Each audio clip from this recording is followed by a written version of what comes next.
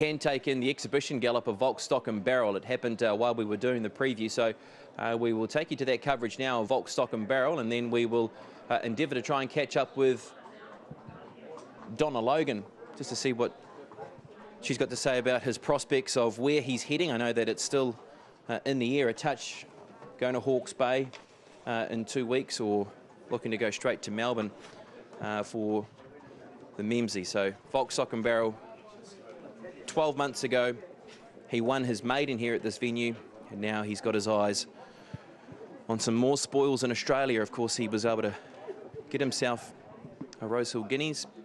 Now, was Volkstoknbarrel on the outside is Volkstoknbarrel in the red, and on the inside is Caduceus. We'll chat to the trainer of the horse right now, and Donna Logan. Happy with what you saw out there today? Oh yeah, look, he's so lazy though, Brendan. He only does what he has to, and you know he'll stay with any horse you gallop him with. He's needed this again, and you know I'm worried that he's just so lazy. We've got to keep it up to him at the moment.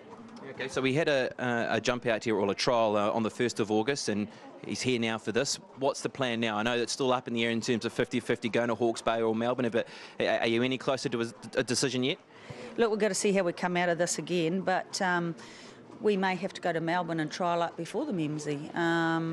We just, again, got to see what the weather is doing, but I couldn't run him on a real testing track in either place, you know, Memsie or the McPhee, so, and see how he comes out of it. And, you know, he might have to have a float trip to a race meeting or two just to keep tightening him up. Yeah. And in terms of the McPhee, is it just the weather, or is it also a travel aspect? Because, I mean, it is a long way to go to Hawke's Bay and back as well for the first Group 1 and for his first serious assignment of a spring campaign. Yeah, and when you're a bit soft and pretty, you know, you've got to take... But the Memsie's going to be harder than the McPhee, but he has got a big trip over there and they'll tighten up with that.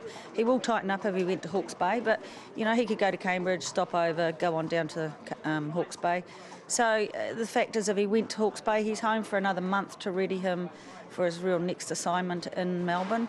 If he went to Melbourne and he came out of that Memsie well, you've got the, I've forgotten the name of it, 2 weeks later, Mackay Diva, and then 2 weeks after that you can go again. That's if he's bounces out of it. So those are the options we're sort of toying with, which is going to be more beneficial for him. Okay.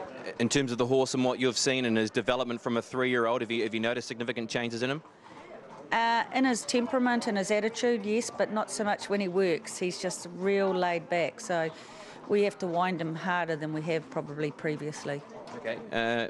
Jockey, have you made any decision yet on jockeys yet when you get to Melbourne for this horse? I know Craig Williams is unavailable for the Memsie. He's going to be in Japan, so we've made a call to Huey Bowman and D. Oliver, so we'll just try those two and see what's available, if either of them are available. All right, on to your next rising star in the stable, in Hasselhoof, created such a big impression for a winter race meeting. Just whereabouts is that horse, and when are we likely to see him again? He's super, he's really well, he's galloping superb, and he'll be here on the 29th. All right. And today,